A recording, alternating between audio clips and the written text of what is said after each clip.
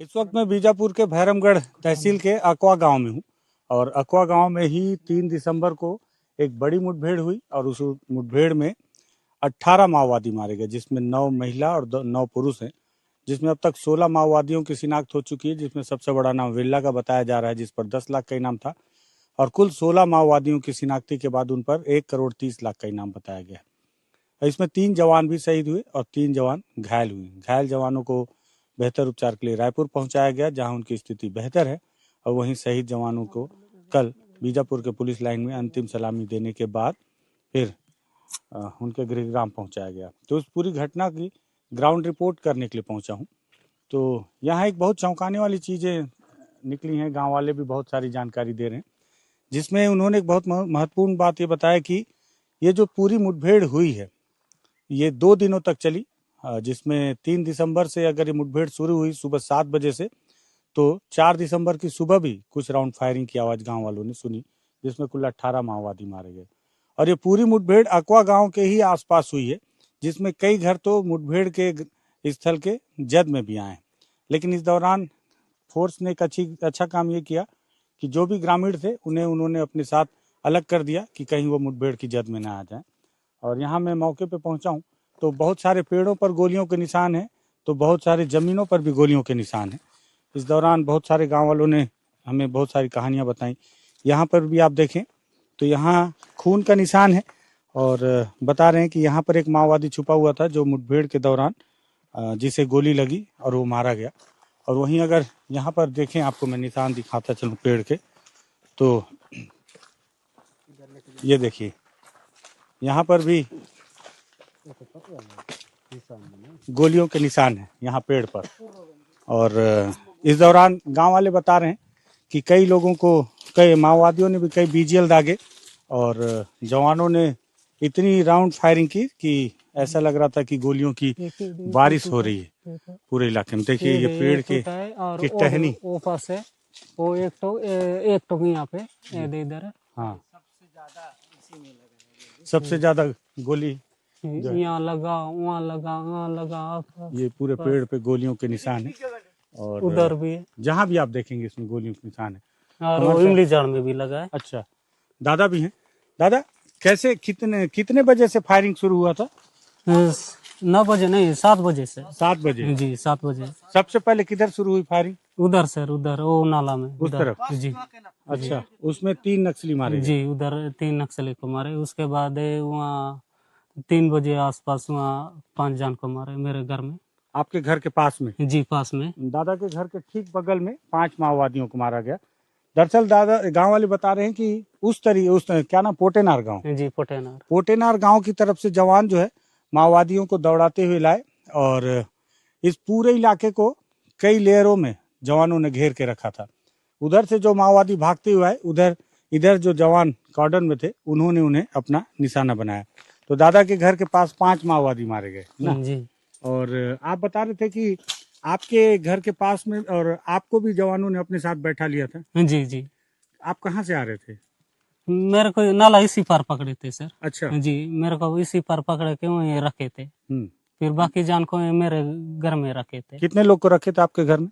बहुत सारे, 1-200 बोलते। 1-200 लोग को? जी, गांव वालों को? जी, गांव वाले उनको पूरा गुंडा और कचिन्नार और पेदा जो राको वाले लोगों को 4 गांव वाले को कटा कर वहीं रखे थे। क्यों रखे थे अपने? उन लोग उधर से आते समय पूरा घर में उठा के लाया और कई दान मिंडाई करने वाले थे, कई दान काट रहे थे, उनको पकड़ के लाए उधर। इन लोग इधर उधर तितर बितर भागेंगे, इनको गोली लगेगा, हम लोग को सुरक्षित इन लोग को रखेंगे बोल के पुलिस लोग रखे। अच्छा, ताकि कोई गाँव वाला मुठभेड़ में न फंसे बोल के। ठीक है। वो जो मैं बताता हूँ ना कि मुठभेड़ अब नए पैटर्न से होती है, कॉर्डन सर्च एंड किल पे, जिसका जिक्र माओवादियों ने किया कि पहले कॉर्डन कर लो इलाके को और एक छोटी टुकड़ी गांव को कॉर्डन कर लेगी कि कोई गांव वाला बाहर ना आ जाए और मुठभेड़ की जद में ना आ जाए। तो वहाँ फिर आप लोगों को किसी के साथ मारपीट नहीं हुआ? गाँव वालों के साथ जो आपके घर में रखे थे? जी, नहीं पिटे सर। आपके सामने भी एक माओवादी को मारा है ना? जी। तो वो कहाँ पे मारे? आगे में? आगे जब यार मेरा बकरी भी आपको बकरी को लगा। जी। ठीक, फिर टूट गया तो उसको बोले क्या कुछ मुआवजा देंगे, ऐसा कुछ? नहीं बोले, नहीं बोले। घर वालों को भी नहीं पता था। मैं जब भी आके घर वालों को पूछा सब यहाँ कहाँ फेरेंगे बोल के मारे माओवादी लोगों का, और अपना बकरी को भी लगा बोल के मैं देखा हूँ, तो पूरा उसका पैर टूटा था। उसको देख के मैं जड़ी बूटी वो इलाज कर दिया सर, ठीक है। बचे गए सर। तो यहाँ जितने भी पेड़ हैं सभी पेड़ों पे गोलियों के निशान हैं, और पेड़ के साथ साथ पत्थरों पे भी गोलियों के निशान हैं चारों तरफ। और ये अभी गांव वाले हमारे साथ घूम रहे थे, तो इन्होंने बहुत सारे खाली कारतूस एकत्रित किए जो यहाँ फोर्स और माओवादियों के बीच हुए एनकाउंटर के दौरान उनके राइफलों से निकले हुए हैं। और चूंकि जंगल है और इस पूरे जंगलों में गोलियां कल बरसी दिन भर, मतलब 3 दिसंबर को और 4 दिसंबर की सुबह भी। फिर इस दौरान फोर्स ने सबको एकत्रित करके रखा था। और भी इलाका है, मैं आपको आगे दिखाता हूँ वहाँ पे क्या स्थिति है। अकवा गांव में जो भीषण मुठभेड़ हुई जिसमें 18 माओवादी मारे गए, इस घटना की ग्राउंड रिपोर्ट करने के लिए आज सुबह से हम निकले हैं, मोटरसाइकिल फिर पैदल, और पैदल पूरे दिन पैदल चलते चलते अब शाम होने को आई है, सूरज ढलने वाला है, और लेकिन अभी भी हमें मुठभेड़ के निशान लगातार मिल रहे हैं। मैं चल रहा हूँ, गांव के ही पास एक नाला है। बताते हैं कि मेरी बात कुछ जवानों से भी हुई, उन्होंने बताया कि पहला जवान जो है वो लगभग 10-11 बजे शहीद हुआ, दूसरा जवान 2-2:30 बजे और तीसरा जवान शाम 4 बजे। और ये नाला है, और नाले के पास में ही देखिए ये माओवादी, ये जवानों का बीजीएल सेल है, यूबीजीएल सेल। यूबीजीएल जो होता है AK-47 के नीचे एक लगा हुआ होता है, अंडर बैरल ग्रेनेड लॉन्चर, और उसका एक सेल है जिसे जवानों ने फायर तो किया लेकिन ये ब्लास्ट नहीं हुआ, टूट गया है सामने का हिस्सा, लेकिन ये ब्लास्ट हुआ नहीं है, और इसी वजह से ये सेल यहाँ पर पड़ा हुआ है। वहीं अगर आपको मैं दिखाऊं तो यहाँ पर ये जो माओवादी जो बम बनाते हैं उसमें डेटोनेटर का जो इस्तेमाल करते हैं, इसे जवानों ने यहाँ जलाया है। और यहाँ पे उनके कुछ सामान भी है माओवादियों के, और कुछ और भी दस्तावेज थे जो जला दिए गए। ये खास चीज़, इसी से जो है विस्फोट किया जाता है, ये बहुत खतरनाक होता है। कल भी दंतेवाड़ा एसपी गौरव राय बता रहे थे, जब वहाँ पे जवानों के, माओवादियों के सारे सामान शो किए जा रहे थे तो उसमें ये जिंदा पड़े हुए थे, जिसे हटाया गया। कहा कि अगर ये चिंगारी भी लग गई, आपस में रगड़ भी खा गए तो ये ब्लास्ट हो जाते हैं, ऐसा पुलिस के अधिकारियों ने बताया। तो उसे यहाँ हालांकि जलाया गया लेकिन ये ब्लास्ट नहीं हुई। और मैं देख रहा था यहाँ पर भी अगर निशान देखें तो मुझे लगता है कि यहाँ आसपास कहीं हुई होगी मुठभेड़। कारतूस यहाँ आसपास भी बहुत सारे पड़े हुए हैं, और हालांकि गोलियों के निशान नहीं मिल रहे, लेकिन ये कारतूस यहाँ कैसे आ गए ये भी संदेहास्पद है। दो चीज़ें हो सकती हैं, या तो कई बार माओवादी जो है इस तरह से खाली कारतूसों को अपने साथ रखते हैं ताकि इसे रिफिल करें या दोबारा कारतूस बनाने की कोशिश करें, और माओवादी लगातार कोशिश तो कर ही रहे। 18 माओवादी मारे गए, 3 जवान शहीद हो गए, और 2 दिन तक ये मुठभेड़ चली। 2 दिन तक चली इस मुठभेड़ में जवानों को नुकसान हुआ लेकिन बड़ी सफलता भी मिली। कंपनी नंबर 2 को पुलिस के अधिकारी बोल रहे हैं कि लगभग पूरी तरह से खत्म हो चुका है।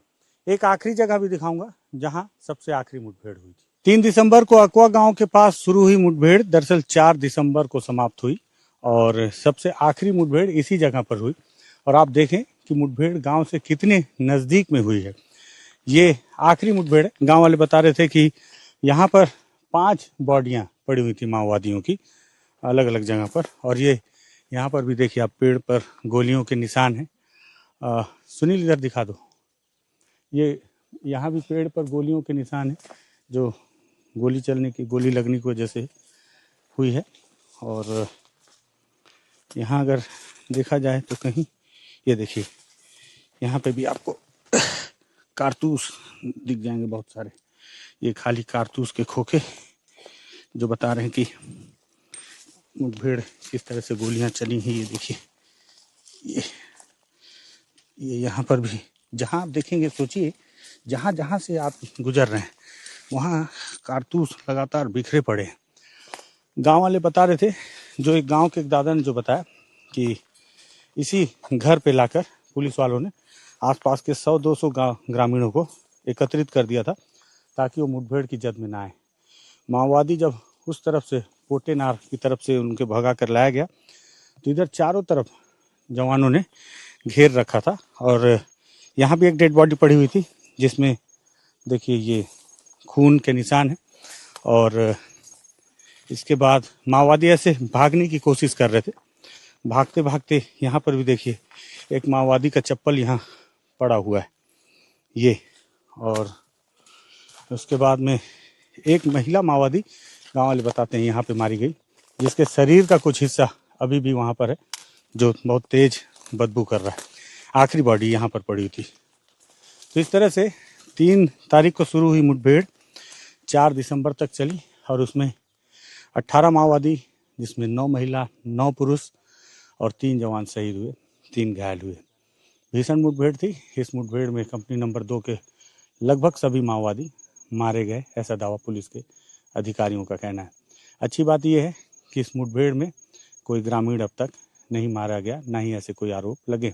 जवानों ने पूरी संजीदगी से इस ऑपरेशन में इस बात का ध्यान रखा कि कोई भी ग्रामीण मुठभेड़ की जद में ना आए, इसलिए जहाँ भी कोई ग्रामीण मिला उसे वो अपने साथ रख लिए या उन्हें गांव में आकर इकट्ठा कर दिया गया। ये पूरी मुठभेड़ थी जिसमें माओवादियों को फिर से एक बड़ा नुकसान, लेकिन एक बड़ा सवाल कि क्या माओवादी फिर से खुद को एकत्रित कर रहे हैं, क्योंकि ये माओवादी समर्पण करने के लिए नहीं जा रहे थे, लड़ने के लिए तैयार थे, कंपनी नंबर 2 के थे। इनकी आगे की क्या मंशा है और क्या माओवादियों की अगली प्लानिंग है, ये भी सरकार के लिए, पुलिस के जवानों के लिए एक सोचने का विषय है। बीजापुर के अकवा गांव से